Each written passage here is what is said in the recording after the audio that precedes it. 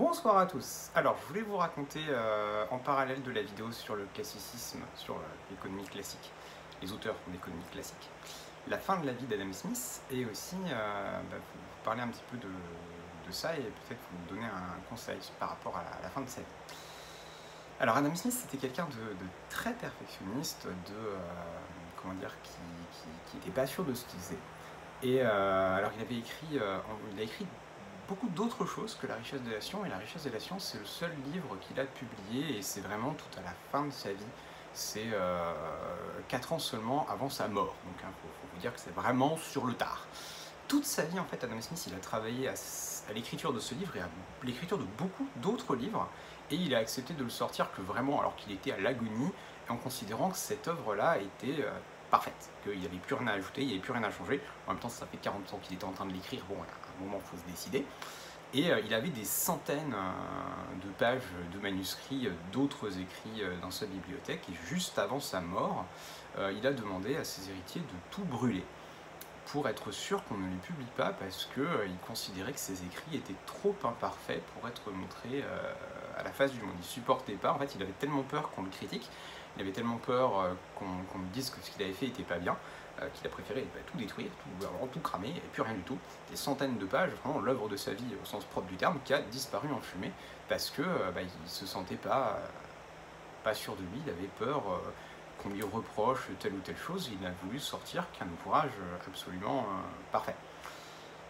Alors c'est très triste pour l'histoire de l'économie, puisque vous trouverez des économistes qui vous disent qu'Adam Smith est quelqu'un de génial, de magnifique, qui a inventé l'économie, que c'est un dieu vivant, qu'il faut s'incliner devant lui, tout ça. Vous trouverez aussi des économistes peut-être un peu plus raisonnables qui considèrent qu'il a un apport très très important à l'économie, mais qu'il faut néanmoins avoir une approche critique de son travail, comme de n'importe quel travail, je dirais bien universitaire, mais c'est un peu tôt pour que ce soit universitaire. Mais dans tous les cas, tout le monde est d'accord pour dire qu'Adam Smith est un des plus grands économistes que la Terre ait porté, quoi. Point barre, tout le monde est d'accord là-dessus. Et se dire que cette personne-là, qui est un des économistes les plus respectés de l'histoire du monde, il a brûlé la majorité de son travail parce que lui, il n'était pas sûr de lui, si je vous raconte ça, c'est aussi pour vous faire réfléchir, vous dire que faut oser, faut être sûr de soi, faut tenter des trucs, quoi. Faut pas se dire que vous êtes... on va vous le dire autrement. Tous les grands savants, les grands théoriciens, les grands penseurs de ce monde ont tous commencé en étant élèves comme vous, comme moi, en faisant des trucs tout pourris, des dissertes de philo, d'histoire, d'économie, des exercices de maths, voilà. Et ils ont tous été élèves de gens qui ont été leurs profs, leurs mentors, qu'ils considéraient sûrement comme étant meilleurs qu'eux et indépassables. Et pourtant, à force de travail, de réflexion, ils sont devenus de très grandes références. Pendant que j'étais à l'hôpital, j'ai lu le livre qui est caché là, voilà, de Lévi-Strauss, qui est un des ethnographes, qui est l'ethnographe le plus connu français. C'est aussi un bouquin qui est vachement intéressant parce qu'en fait il raconte aussi avant son voyage, avant ses études en ethnographie, comment lui il était élève, comment est-ce que ces différents professeurs qui l'ont inspiré, qui l'ont motivé à faire ça, comment est-ce que lui c'est toujours considéré comme vachement moins bien que des professeurs qui sont d'illustres inconnus que je connais absolument pas, alors que Lévi-Strauss, vous dites son nom, tout le monde connaît Lévi-Strauss, quoi. C'est un des piliers des sciences sociales en France. C'est pareil, Paul Veyne, qui est mon historien préféré, que j'aime beaucoup. Paul Veyne, avant d'avoir une chaire au Collège de France, avant d'être